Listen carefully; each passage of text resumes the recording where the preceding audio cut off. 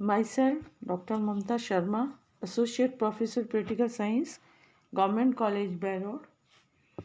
विद्यार्थियों, जैसा कि आप सभी को विदित है कि हम बीए पार्ट 3 का first paper western political thought को देख रहे हैं और इसी के अंतर्गत आज का हमारा टॉपिक होगा अरिस्टोटल व्यूज ऑन रेवोल्यूशन। क्रांति के ऊपर अरिस्टोटल के विचारों को हम इस वीडियो के माध्यम से समझने का प्रयास करेंगे। सबसे पहले the meaning and nature of revolution. जैसा कि आप सभी को विदित है कि प्राचीन यूनानी नगर राज्यों के राजनीतिक जीवन की एक प्रमुख विशेषता उनकी शासन प्रणालियों की अस्थिरता थी। अरस्तु शासन अथवा संविधान में किसी भी प्रकार के सामान्य अथवा आधारभूत परिवर्तन को ही क्रांति कहता है। अरस्तु के अनुसार संविधान में परिवर्तन का नाम ही क्रांति है।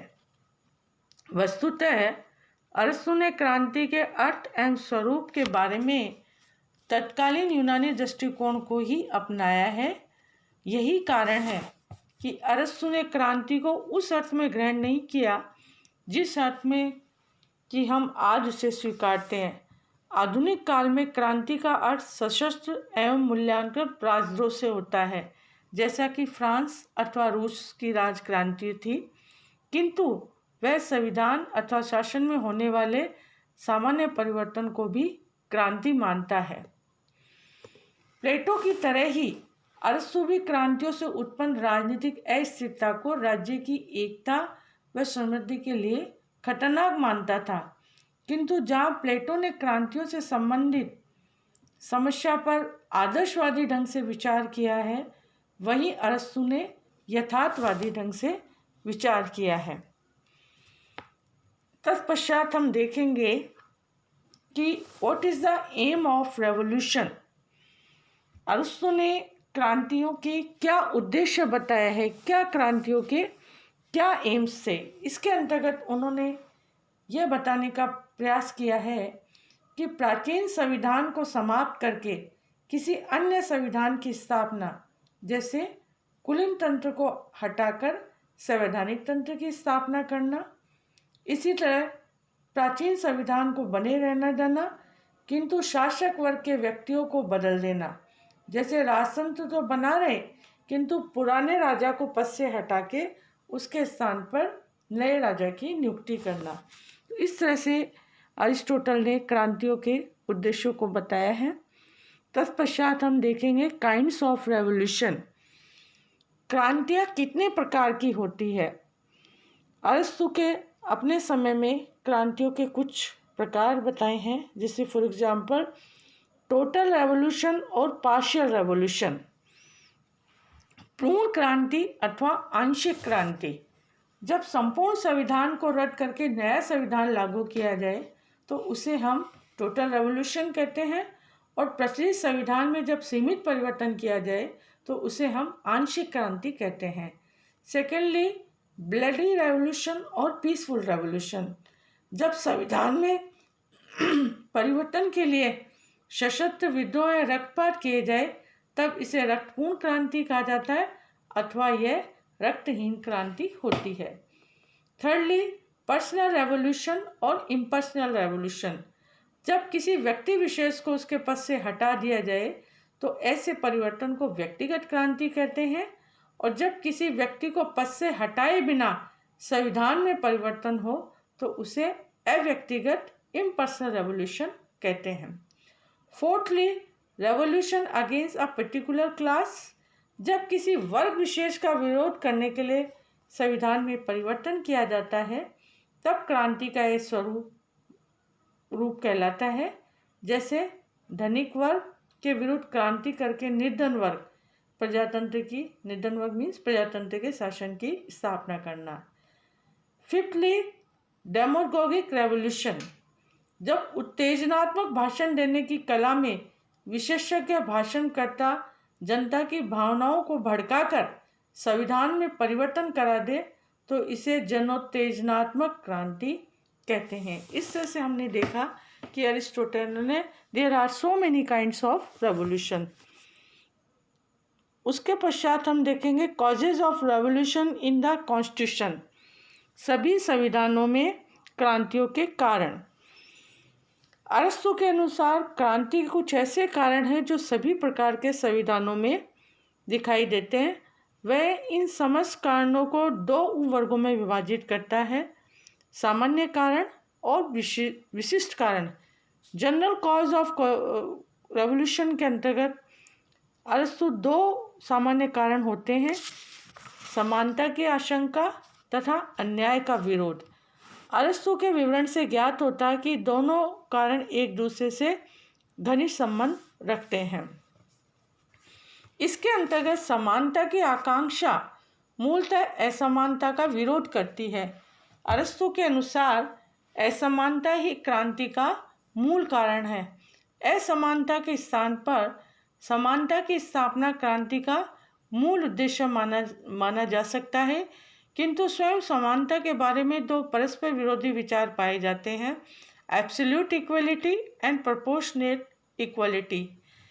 जब सामान्य नागरिक निरपेक्ष समानता में विश्वास करता है तो उसका मत होता है कि सभी नागरिक समान हैं, अतः उनके बीच संपत्ति, अधिकार, सुविधाएं, पदों आदि का भी समान वितरण होना चाहिए। जब सामान्य नागरिक वह देखता है कि उसे अन्यों के समान उपरोक्त लाभ नहीं मिल रहे हैं तो वह इसे समानता का उल्लंघन तथा असमानता की स्थापना मानता है तथा इसे अपने प्रति अन्याय भी मानता है और तब वह क्रांति के विचारों से प्रभावित होता है। या ये उल्लेखनीय है कि न्याय के बारे में नागरिकों के विभिन्न वर्गों में जो मतभेद पाए जाते हैं उनका आधार उनकी समानता संबंधी अवधारणा में निहित है। इसी तरह पर्टिकुलर कॉजेज ऑफ रेवोल्यूशन, अरस्तु ने क्रांति के कुछ विशिष्ट कारणों को भी इसके अंतर्गत रखा है। Firstly love of gain and honour, लाभ और सम्मान के लालसा के कारण भी व्यक्ति क्रांति करता है। इसी तरह से अरिस्टोटल ने इसके अंतर्गत भय को, भयभीत नागरिक भी क्रांति करने के लिए विवश होते हैं। जब किन्हीं प्रमुख व प्रभावशाली नागरिकों को यह भय होता है कि निकट भविष्य में उनके साथ गंभीर अन्याय होने वाला है अथवा उनके द्वारा किए गए अपराध के आधार पर उन्हें कठोर दंड दिया जाएगा, तो वे अपनी रक्षा के लिए क्रांति का षड्यंत्र करते हैं। इसी तरह से घृणा भी क्रांति को जन्म देती है। उदाहरण के लिए धनिक तंत्र में शासकों द्वारा निर्धन वर्ग के प्रति जो दुर्व्यवहार होता है और निर्धन वर्ग धनिकों से घृणा करता है, तो इससे भी क्रांति की पृष्ठभूमि तैयार होती है। इसी तरह से imbalance growth of some part of the state, जब राज्य के किसी एक अंग की अनुचित वृद्धि हो जाती है और अंगों के बीच में संतुलन समाप्त हो जाता है तो क्रांति होती है। इसी तरह से careless in renting high public officers to citizens, जब राज्य के उच्च एवं महत्वपूर्ण पदों पर नागरिकों की नियुक्ति में लापरवाही बरती जाती है तो इन पदों पर ऐसे नागरिकों को नियुक्त किया जाता है जिनकी उस शासन प्रणाली में कोई वास्तविक आस्था तो नहीं होती, अभी उनसे बैर हो जाता है। वस्तु से ऐसे नागरिक जब उचित समय पाते हैं तो क्रांति करके उस शासन प्रणाली को बदल देते हैं। इसी तरह से फ्री इमिग्रेशन ऑफ फॉरेनर्स, जब किसी राज्य में विदेशियों के आने एवं बसने पर कोई नियंत्रण नहीं होता तो उस राज्य में क्रांतियाँ होने लग जाती है। इसी तरह से राइवलरीज अमंग डिफरेंट रेसेस, जब किसी राज्य के नागरिक विभिन्न नस्लों के होते हैं तो उनमें पूर्ण एकता नहीं पाई जाती, अपितु उनके बीच परस्पर द्वेष व प्रतिद्वंद्विता जन्म लेती है और ये भी क्रांति के कारण है। इसी तरह इलेक्शन इंट्रिगर, जब किसी प्रचलित निर्वाचन पद्धति में ऐसा परिवर्तन किया जाता है जो किसी पक्ष को अपने हितों पर कुठाराघात प्रतीत होता है तो वह पथ क्रांति का रास्ता अपनाता है। इसी तरह से फैमिली स्वार्थ, ये सब छोटे छोटे कारण हैं जो कि क्रांतियों को जन्म देते हैं। प्रणय संबंध है, पारिवारिक स्वार्थ है, नेग्लेक्ट ऑफ स्मॉल चेंजेस है। These are so many causes related to this revolution. तत्पश्चात हम देखेंगे causes of revolution in particular constitution. अरस्तु के अनुसार प्रत्येक शासन प्रणाली में ऐसे दोष मौजूद हो रहते हैं जिनके कारण उस शासन प्रणाली के विरुद्ध क्रांति होती है। सबसे पहले हम देखेंगे रेवोल्यूशन इन टायरनी, निरंकुश तंत्र में क्रांति। निरंकुश तंत्र के विरुद्ध क्रांति का सबसे प्रमुख कारण शासक द्वारा प्रजातंत्र के प्रति कठोर दुर्व्यवहार होता है। जब शासक अपने प्रमुख सहायकों के प्रति भी कठोर तथा अपमानजनक व्यवहार करता है तो वे शासक के प्रति षड्यंत्र करके क्रांति कर देते हैं। सेकेंडरी रेवोल्यूशन इन अरिस्टोक्रेसी, कुलीन तंत्र में क्रांति का प्रमुख कारण शासक वर्ग की संख्या अति सीमित होना है और राज्य का सम्मान भी बहुत कम व्यक्तियों को प्राप्त होता है। इससे धनिक लोगों में ही द्वेष फैलता है और वे क्रांति करके कुलीन तंत्र को धनिक तंत्र में बदल देते हैं। थर्डली रेवोल्यूशन इन ओलिगार्की, धनिक तंत्र में जब धनिक वर्ग सामान्य जनता के प्रति अपमानजनक व्यवहार करता है तो अक्सर सामान्य जनता क्रांति करने पर उतर आती है। फोर्थली रेवोल्यूशन इन पॉलिटी, संवैधानिक तंत्र मूलतः मध्यम वर्ग का शासन है किंतु निर्धन वर्ग के अधिकांश नागरिक इससे असंतुष्ट रहते हैं। निर्धन वर्ग के ये नागरिक स्वयं को शासन के समान मानते हैं और शासन में समान भागीदारी चाहते हैं, अतः वे असंतुष्ट नागरिक क्रांति करते हैं। फिफ्थली रेवोल्यूशन इन डेमोक्रेसी, प्रजातंत्र मूलतः निर्धन वर्ग का शासन है जो शिक्षा, संपत्ति तथा संस्कृति की दृष्टि से हीन वर्ग होता है। इस वर्ग में धनिक वर्ग के प्रति विशेष द्वेष की भावना होती है और जब इस वर्ग का शासन स्थापित होता है तो वे धनिक व कुलीन वर्ग का अपमान करते हैं, धनिकों पर विशेष कर लगाते हैं और उनकी संपत्ति पर नियंत्रण रखते हैं।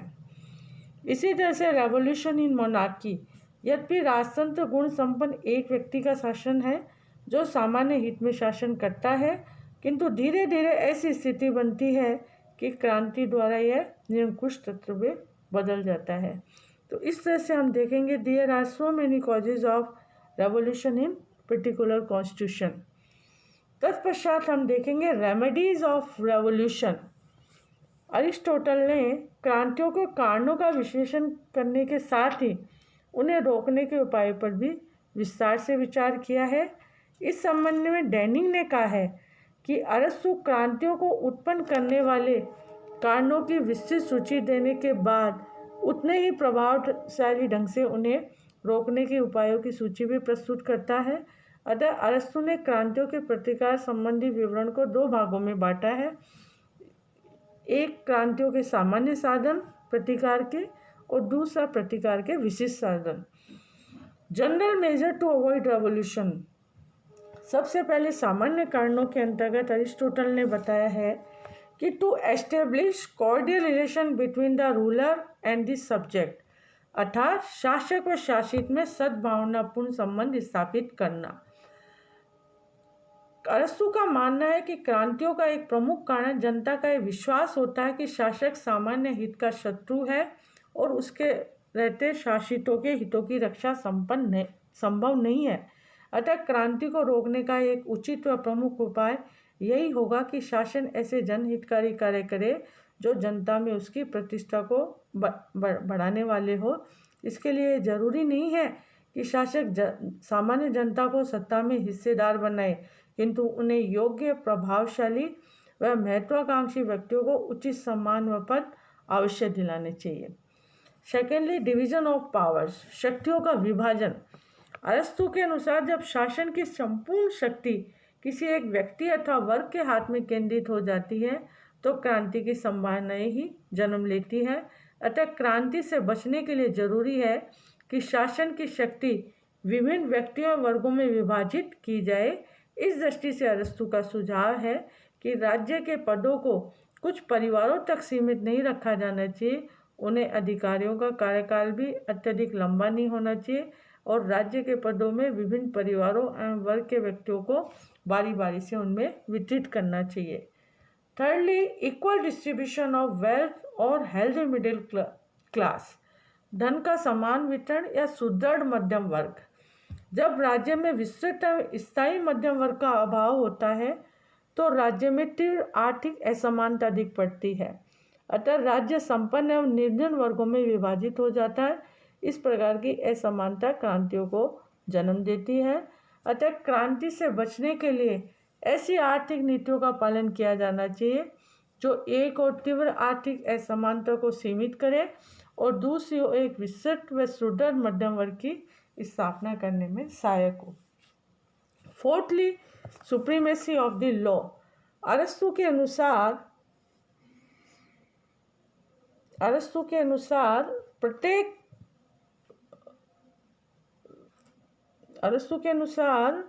प्रत्येक क्रांति के पीछे मौजूदा कानूनों के उल्लंघन का भाव रहता है। अतः क्रांतियों को रोकने का एक प्रमुख साधन यह है कि नागरिकों में कानून की सर्वोच्चता का भाव पैदा किया जाए और शासक को चाहिए कि वे नागरिकों में कानून के प्रति अनादर तथा अवज्ञा का भाव उत्पन्न नहीं होने दे। इसी तरह से सिग्निफिकेंस ऑफ एजुकेशन, शिक्षा का महत्व। क्रांतियों को रोकने का एक साधन के रूप में अरस्तु ने शिक्षा को विशेष महत्व दिया है। अरस्तु के अनुसार शिक्षा का अर्थ नागरिकों को संविधान के अनुसार जीवन पद्धति में शिक्षित करना। वस्तुतः शिक्षा के द्वारा नागरिकों में अपने संविधान के प्रति आदर का भाव उत्पन्न किया जा सकता है। उन्हें कानून के पालन तथा कर्तव्यों की पूर्ति के लिए प्रेरित किया जा सकता है। 6. ऑडिटिंग, धन के आय और व्यय की परीक्षा।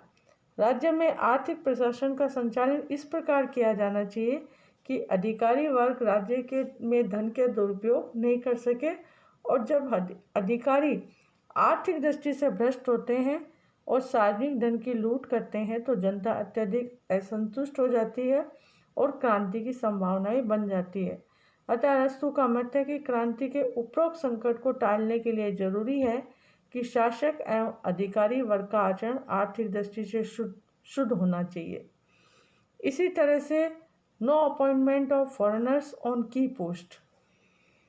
राज्य के महत्वपूर्ण पदों पर विदेशी नागरिकों की नियुक्ति नहीं की जानी चाहिए, क्योंकि उनकी निष्ठा संदिग्ध होती है। इससे अपने राज्य के नागरिकों में भी असंतोष फैलता है, क्योंकि इन पदों पर वे ही स्वयं को आसीन देखना चाहते हैं। इस तरह से हमने देखा कि अरस्तु ने जहाँ क्रांतियों के कारणों को बताया, वहीं उनके उपाय भी उन्होंने अपने उसके अंतर्गत बताए हैं। तत्पश्चात particular measure to avoid revolution. अरस्तु के अनुसार विभिन्न संविधानों में क्रांतियों को रोकने के कुछ विभिन्न कारण हैं, जिसको विशिष्ट संविधान के संदर्भ में क्रांतियों को रोकने में सहायक होते हैं। सबसे फर्स्टली पॉलिटी, संवैधानिक तंत्र। यह मध्यम वर्गीय शासन प्रणाली है जो धनिक वर्ग तथा निर्धन वर्ग के हितों के बीच संतुलन स्थापित करती है, और इस संतुलन को बनाए रखने पर ही क्रांति से बचा जा सकता है। अतः जब संवैधानिक तंत्र में धनिक तंत्र प्रभावशाली होने लगे तो निर्धनों को प्रमुख पदों पर नियुक्त किया जाना चाहिए, और जब निर्धन वर्ग प्रभावशाली होने लगे तो धनिकों को प्रमुख पदों पर नियुक्त किया जाना चाहिए।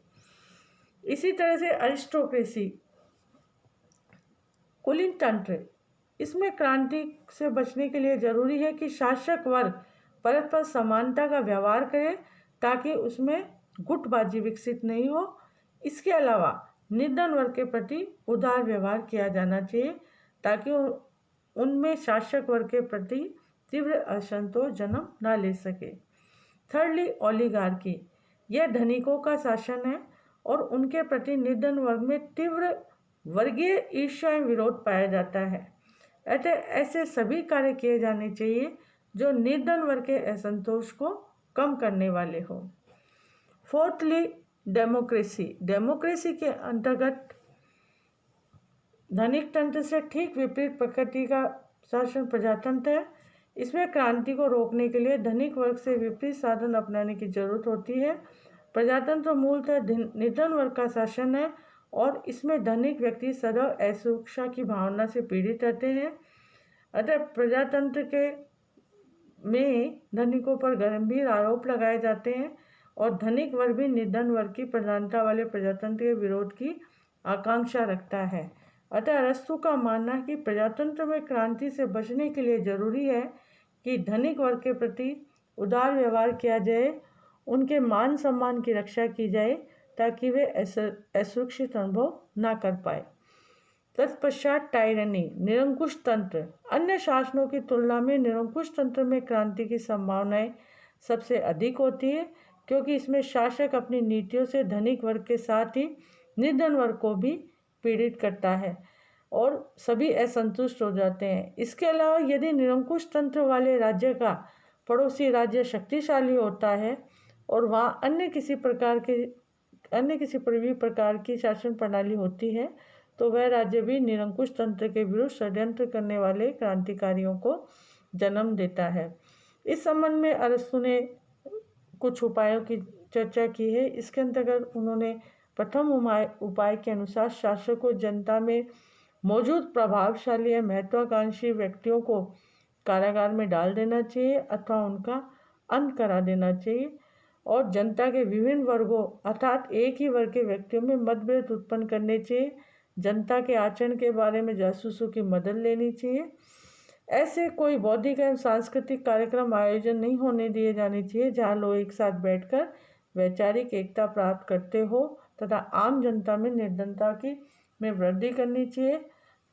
इन सब उपायों के आधार पर हम क्रांति को रोकने की बात अरिस्टोटल ने अपने उसमें बताई है।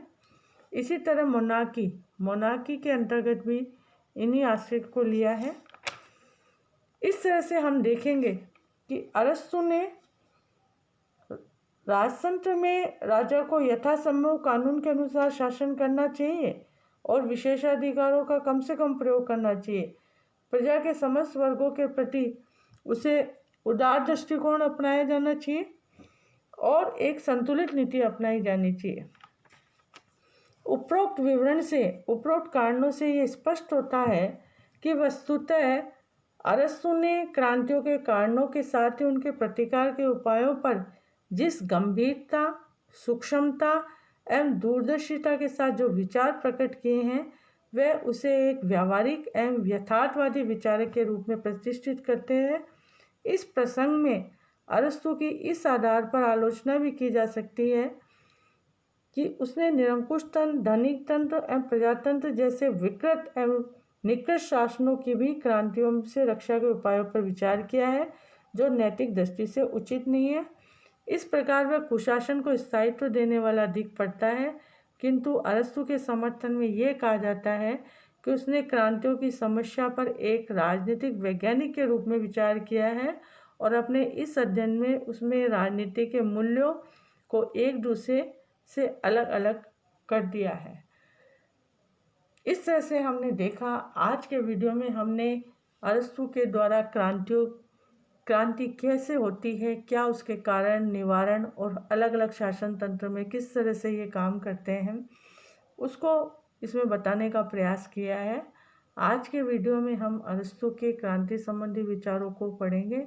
नेक्स्ट वीडियो में हम अरस्तु के और विचारों को लेंगे। Thank you.